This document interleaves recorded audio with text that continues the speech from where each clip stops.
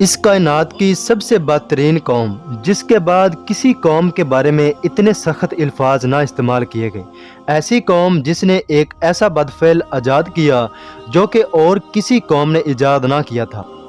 دوستو، آج ہم بات کریں گے قوم لوط کے بارے میں کہ قوم لوط میں کون سی برائیاں تھیں اور ان کی رہنمائی کے لیے کون سے انبیاء کرام مبعوث فرمائے گئے، اور انہوں نے وہ کون سا بہودہ فعل ایجاد کیا جس کے بدلے اللہ تبارک و تعالیٰ نے ان کو ایک بہت بڑے عذاب سے تباہ و برباد کر دیا۔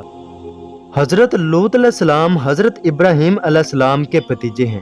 ان کے والد کا نام حران تھا۔ آپ سب سے پہلے حضرت ابراہیم علیہ السلام پر ایمان لانے والوں میں سے ایک ہیں۔ آپ کا وطن عراق کا مشہور شہر بابل تھا۔ حضرت ابراہیم علیہ السلام کا وطن بھی یہی تھا۔ شام سے چند میل کے فاصلے پر سدوم اور عمورہ نامی دو بستیاں تھیں۔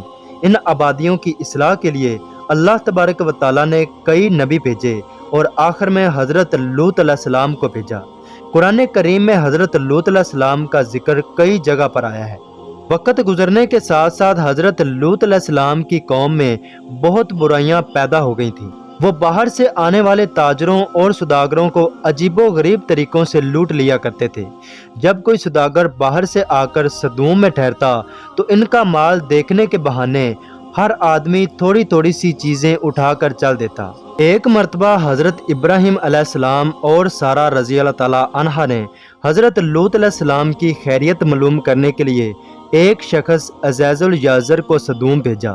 جب یہ بستی کے قریب پہنچا تو ایک سدومی نے اسے اجنبی سمجھ کر اس کے سر پر زور سے ایک پتھر مارا۔ اس کے سر سے خون بہنے لگا۔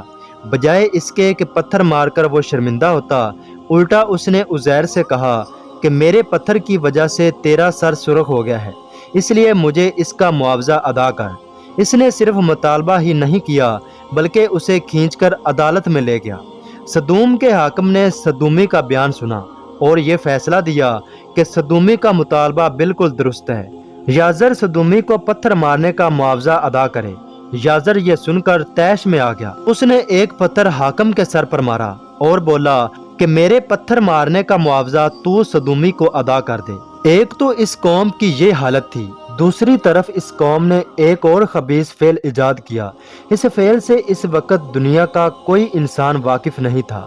وہ فعل یہ تھا کہ وہ اپنی نفسانی خواہش کو عورتوں کی بجائے لڑکوں سے پوری کرتے تھے۔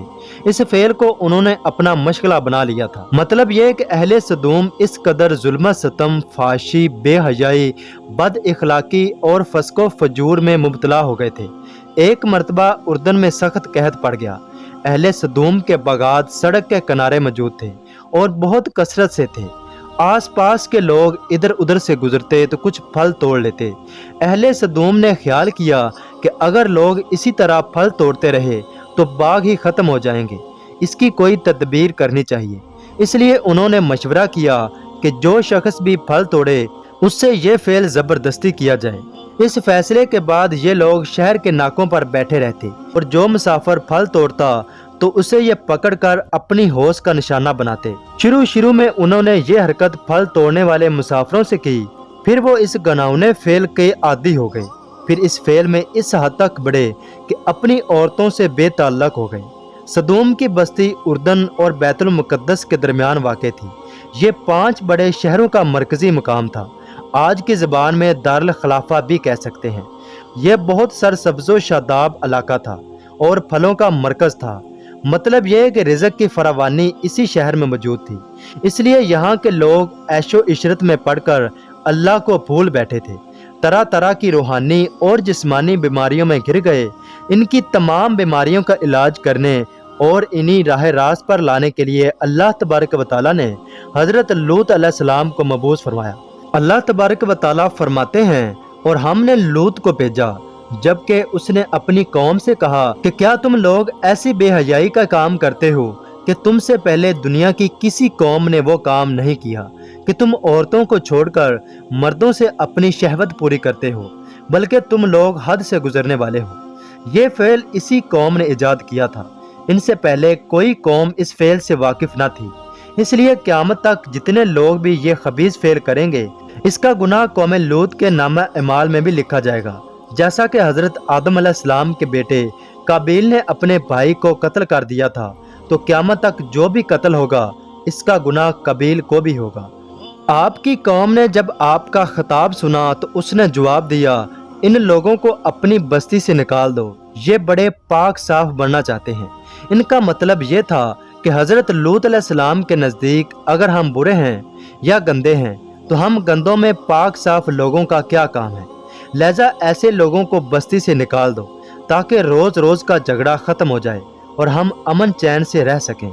इन लोगों का ये जवाब बहुत सख्त था, लेकिन हज़रत लूत अलैहिस्सलाम ने इनकी धमकी की कोई परवाह ना की और अपनी तबलीग को जारी रखा। मगर इसके बदले कौम लूत को कोई फ़र्क ना पड़ा और हज़रत लूत अलैहिस्सलाम को इसके बदले कहने लगे कि अगर तू सच्चा है तो हम पर अल्लाह का इज़ाब लेकर आ। हज़रत लूत अलैहिस्सलाम ने यह जान लिया कि ये लोग राह रास्त पर आने वाले नहीं हैं, बेखौफ होकर अल्लाह के अज़ाब का मुतालबा कर रहे हैं। तो आपने अल्लाह तबारक व तआला से अर्ज़ किया कि ऐ मेरे रब, इन शरीर लोगों के मुकाबले में मेरी मदद फरमा। अल्लाह का अज़ाब आने से पहले आपने इन्हें एक बार फिर समझाया और इनसे फरमाया कि क्या तुम मर्दों से ख्वाहिश पूरी करते हो और राहज़ानी करते हो और अपनी आम मजलिस में नाशाइस्ता काम करते हो, यानी खुलम खुला बेहयाई के काम करते हो। इन अल्फाज का भी इन लोगों ने कोई असर ना लिया। आपने उन्हें समझाने में कोई कसर ना छोड़ी। आपने उन्हें जितना समझाया वो इतना ही अकड़ते चले गए। आपके और आपके साथियों के बारे में कहने लगे कि इन लोगों को बस्ती से निकाल दो। आखिर वो वक़्त आ गया कि जब अल्लाह के फरिश्ते अजाब देने के लिए हज़रत लूत अलैहिस्सलाम के पास आ गए। फरिश्ते चूँकि इंसानी शक्ल में आए थे, इसलिए हज़रत लूत अलैहिस्सलाम ने इनसे फरमाया, आप लोग अजनबी मालूम होते हैं। ये फरिश्ते दरअसल हसीनो जमील नौ उम्र लड़कों की शक्ल में आए थे। अब चूँकि कौम ऐसे लड़कों के पीछे फ़ौरन पड़ जाती थी, इसलिए लूत अलैहिस्सलाम उन्हें देखकर घबरा गए कि ये घबराहट इसी वजह से थी कि मेरी कौम न जाने मेरे मेहमानों के साथ क्या सलूक करेगी। फरिश्तों ने इस वक्त आपको ये नहीं बताया था कि वो फरिश्ते हैं। हज़रत लूत अलैहिस्सलाम की बीवी भी काफिर थी और काफिरों से मिली हुई थी। उसने जब हसीनो जमील नौजवानों को देखा तो जाकर उन्हें बताया कि ऐसे हसीनो जमील लड़के इनके यहाँ मेहमान आए हैं। ये सुनना था कि कफ़ार हज़रत लूत अलैहिस्सलाम के घर पर चढ़ दौड़े। आप पहले ही डरे हुए थे, उन्हें आते देखकर घबरा गए और उनसे बोले, ये लोग मेरे मेहमान हैं, इनके सामने मुझे जलील ना करो, अल्लाह से डरो, मेरी आबरू का ख्याल करो। इस पर उन्होंने फरमाया कि क्या हमने तुझे दुनिया भर के लोगों की मेहमान नवाजी से मना नहीं कर दिया था। आपने उन्हें अपनी ताकत और हिम्मत से बढ़कर बाज रखने की कोशिश की, उन्हें समझाया, लेकिन वो लोग कहाँ मानने वाले थे। आखिर मजबूर होकर आपने उनसे फरमाया, ऐ मेरी कौम, ये मेरी बेटियां, मेरी कौम की लड़कियां यहाँ मौजूद हैं, ये तुम्हारे लिए पाकीज़ा और बेहतर हैं, सो तुम अल्लाह से डरो, मेरे मेहमानों के बारे में मुझे रसवा ना करो। क्या तुमसे कोई भी शाइस्ता और नेक चलन नहीं है। आपने उन्हें पेशकश की कि मैं अपनी लड़कियां तुम्हारे सरदारों के निकाह में दे देता हूँ, बस तुम अपने इरादे से बाज आ जाओ। इस ज़माने में मुसलमान लड़की का निकाह काफिर से जायज़ था, यहाँ तक कि आप सल्लल्लाहु अलैहि वसल्लम के इब्तदाई ज़माने तक यही दस्तूर चलता रहा। चनाचे हमारे नबी सल्लल्लाहु अलैहि वसल्लम ने अपनी दो बेटियाँ उतबा बिन अबी लहब और अबू अल आस बिन रबी के निकाह में दी थी, हालांकि ये दोनों काफिर थे।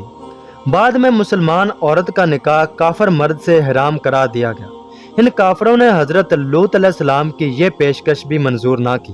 उन्होंने आपकी पेशकश को रद्द कर दिया और कहने लगे कि तू जानता है कि लड़कियों से हमें कोई रुकबत नहीं, कोई गरज नहीं, और जो हम चाहते हैं तू उससे बाखूबी जानता है। इनका जवाब सुनकर आप अलैहिस्सलाम बहुत घबराए। आपने घर का दरवाज़ा बंद कर लिया। जब उन्होंने देखा कि हज़रत लूत अलैहिस्सलाम ने दरवाज़ा बंद कर लिया है तो उन्होंने दीवार पर चढ़कर अंदर दाखिल होने की कोशिश की।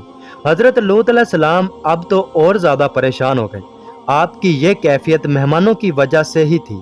फिर मकान पर पूरी कौम ने मसल्ला होकर हमला कर दिया, इसलिए आपका घबरा जाना कुदरती बात थी। इसी घबराहट में आपकी ज़ुबान से बेसाख्ता ये अल्फाज निकले कि काश मुझ में तुमसे मुकाबले की ताकत होती। फरिश्ते ये सब देख रहे थे آخر وہ وقت آ گیا کہ فرشتے اپنے بارے میں لوط علیہ السلام کو بتا دیں، کیونکہ حضرت لوط علیہ السلام اب حد درجے پریشان ہو چکے تھے۔ ان کے اطمینان کے لیے فرشتوں نے کہا، اے لوط، ہم آپ کے رب کی طرف سے بھیجے ہوئے فرشتے ہیں، یہ لوگ ہرگز آپ تک نہیں پہنچ سکیں گے۔ آپ اپنے گھر والوں کو رات کے کسی حصے میں یہاں سے لے کر نکل جائیں، اور آپ لوگوں میں سے کوئی پیچھے مڑ کر نہ دیکھے، مگر ہاں، آپ کی بیوی پر بھی عذاب آنے والا ہے جو قوم پر آنے والا ہے۔ ان کے عذاب کا وقت صبح کا وقت ہے، اور صبح کا وقت اب زیادہ دور نہیں ہے۔ فرشتوں کی یہ بات سن کر حضرت لوط علیہ السلام نے سکون کا سانس لیا۔ اب فرشتوں نے آپ سے کہا، آپ دروازہ کھول کر ایک طرف بیٹھ جائیں۔ حضرت لوط علیہ السلام نے دروازہ کھولا اور ایک طرف ہو کر بیٹھ گئے۔ اس کے بعد جبرائیل علیہ السلام نے اپنے ایک پر سے معمولی سا اشارہ کیا، اس سے سب کے سب اندھے ہو گئے۔ جو نہیں ایسا ہوا تو وہ کہنے لگے، لوط کے مہمان تو بہت جادوگر معلوم ہوتے ہیں، یہاں سے بھاگ نکلو۔ ادھر حضرت لوط علیہ السلام نے اپنے ساتھیوں سے فرمایا کہ تم لوگ میرے ساتھ نکلو، اور خبردار پیچھے مڑ کر کسی نے نہیں دیکھنا، اب اس قوم پر عذاب آنے کا وقت آ گیا ہے۔ اس کے بعد آپ کے ساتھی آپ کے ساتھ سدوم کی بستی کے ساتھ والی بستی سنور میں چلے گئے۔ آپ کی بیوی تھوڑی دور چلی، پھر واپس قوم میں آ گئی۔ جس وقت حضرت لوط علیہ السلام سنور میں داخل ہوئے، اس وقت اللہ تبارک و تعالیٰ نے اس قوم پر گندک اور آگ آسمان سے برسائی۔ پوری قوم نے ایک چینخ ماری۔ فرشتوں نے ساری آبادی کا تختہ اوپر اٹھا کر الٹا پٹک دیا، پھر اوپر سے ان پر پتھروں کی بارش ہونے لگی۔ پتھروں کی اس بارش نے ان کا نام و نشان مٹا دیا۔ اس قوم کا بھی وہی حشر ہوا جو کہ اس سے پہلی قوموں کا ہوا تھا۔ جو پتھر اس قوم پر برسائے گئے وہ عام پتھر نہیں تھے، وہ عذاب کے پتھر تھے۔ پتھروں سے پہلے چینخ کا عذاب نازل ہوا، پھر پتھر برسے۔ سورج نکلنے کے بعد حضرت لوط علیہ السلام نے پہاڑی کے اوپر چڑھ کر سدوم کی بستی کی طرف دیکھا۔ وہاں ہر طرف تباہی اور بربادی نظر آئی۔ اس بارے میں اللہ تعالیٰ فرماتے ہیں، اور ہم نے لوط کے پاس وحی کے ذریعے یہ حکم بھیجا کہ صبح ہوتے ہی ان سب کی جڑ بالکل کٹ جائے گی۔ اس رکوع میں آگے چل کر فرمایا، سورج نکلتے نکلتے انہیں ایک ہولناک آواز نے آ پکڑا۔ سدوم اور عمورہ کی ان بستیوں کا کچھ حصہ اب سمندر میں شامل ہو چکا ہے۔ اس سمندر کا نام بحر مردار ہے، اسے بحر لوط بھی کہا جاتا ہے۔ اس سمندر کے آس پاس رہنے والوں کا اعتقاد یہ ہے کہ اس سمندر کی جگہ کسی زمانے میں خشک زمین تھی۔ اس جگہ سدوم وغیرہ شہر آباد تھے۔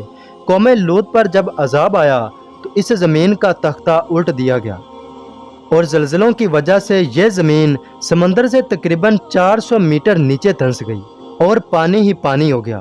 اس لیے اس کا نام بحر مردار یا بحر لوط ہے۔ سمندر کے اس خاص حصے میں آج بھی کوئی جاندار مچھلی اور مینڈک وغیرہ زندہ نہیں رہ سکتا، اس لیے اسے بحر مردار کہتے ہیں۔ دوسری طرف حضرت لوط علیہ السلام اور ان کے ماننے والے اس عذاب سے بالکل محفوظ رہے۔ اللہ تبارک و تعالیٰ کا اس بارے میں ارشاد ہے، پس ہم نے لوط اور ان کے ماننے والوں کو بچا لیا، مگر ہاں ایک عورت یعنی لوط کی بیوی وہ رہ گئی۔ رہ جانے والوں میں پھر ہم نے اسے اور دوسرے لوگوں کو ہلاک کر ڈالا، اور ہم نے ان پر ایک عجیب قسم کا مینہ برسایا۔ پوری قوم نے ایک ان حضرت صلی اللہ علیہ وسلم کے زمانے میں اس بستی کے کھنڈرات مکہ معظمہ سے جاتے ہوئے نظر آتے تھے۔ اللہ تعالیٰ کی حضرت لوط علیہ السلام پر کروڑوں رحمتیں نازل ہوں، آمین۔